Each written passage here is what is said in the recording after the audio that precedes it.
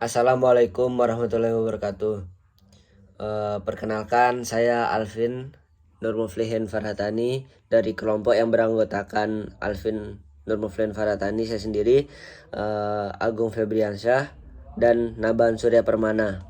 Saya akan mempresentasikan tugas kelompok tentang apa itu normalisasi, tentang normalisasi basis data. Normalisasi dalam basis data adalah suatu proses desain dan strukturisasi ulang data dalam sebuah basis data untuk mengurangi redundansi dan meningkatkan integritas data. Tujuannya adalah untuk menghindari anomali data yang akan mungkin timbul ketika data disimpan dalam bentuk yang tidak terorganisir dengan baik. Proses normalisasi melibatkan pemecahan tabel-tabel besar menjadi tabel-tabel yang lebih kecil dan lebih terkait satu sama lain dengan menggunakan aturan-aturan tertentu. Data adalah sebuah kekayaan yang tidak ternilai harganya bagi sebuah organisasi. Masing-masing organisasi perlu mengelola data yang dimilikinya sehingga dapat dimanfaatkan secara maksimal. Data yang dikelola dengan baik dan benar akan memberikan manfaat yang maksimal serta kecil kemungkinan timbulnya masalah pada waktu pemanfaatan dan perawatan. Teknologi komputer telah banyak berkembang. Salah satunya adalah berkembangnya fasilitas pengelolaan data yang dikenal dengan istilah DBMS atau Database Management System. Sistem ini mengelola data-data menjadi sebuah basis data yang terdiri dari relasi atau tabel. Untuk mendapatkan manfaat DBMS secara maksimal, diperlukan perancangan basis data yang benar, yaitu menerapkan kaidah normalisasi. Selanjutnya akan dibacakan oleh anggota saya. Baik, saya di sini akan melanjutkan presentasi dari teman saya, yaitu yang berjudul normalisasi ada beberapa bentuk. Normalisasi terbagi menjadi 6 bentuk. Bentuk yang pertama adalah bentuk normal pertama. Sebuah relasi dikatakan berada pada bentuk normal pertama jika tidak terdapat grup-grup berulang. Terus yang kedua, bentuk normal kedua. Sebuah relasi dikatakan berada pada bentuk normal kedua jika memenuhi syarat bentuk normal pertama dan di dalamnya berlaku full function dependency. Yang ketiga, bentuk normal ketiga. Sebuah relasi dikatakan berada pada bentuk normal ketiga jika memenuhi syarat bentuk normal kedua dan di dalamnya tidak terdapat transitive dependency.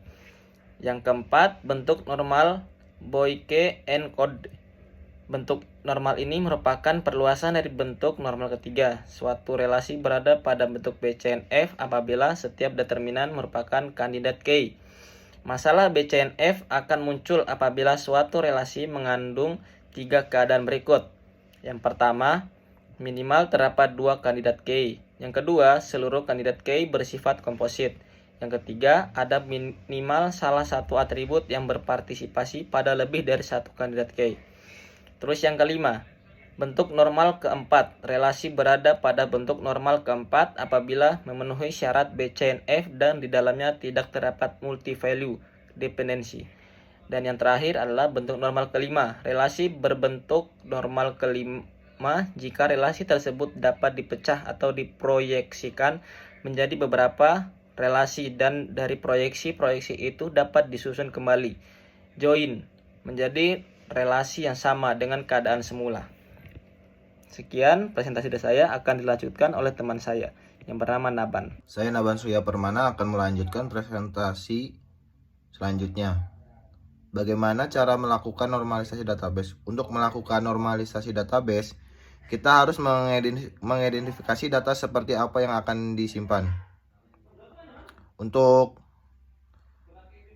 di sini kita akan menggunakan cara normalisasi itu dengan 1NF, 2NF, dan 3NF. Untuk 1NF yaitu suatu tabel dikatakan 1NF jika dan hanya jika setiap atribut dari data tersebut hanya memiliki nilai tunggal dalam satu baris. Terus inti dari normalisasi 1NF adalah tidak boleh ada grouping data ataupun duplikasi data. Untuk 2NF, syarat 2NF adalah tidak diperkenalkan adanya partial fungsional di dependensi kepada primary key dalam sebuah tabel. Apa itu functional dependency? Functional dependency adalah setiap atribut yang bukan kunci non-key bergantung secara fungsional terhadap primary key.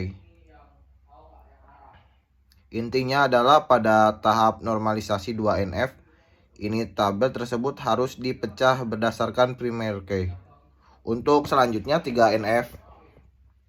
Pada 3NF tidak diperkenankan adanya partial transitive dependency dalam sebuah tabel.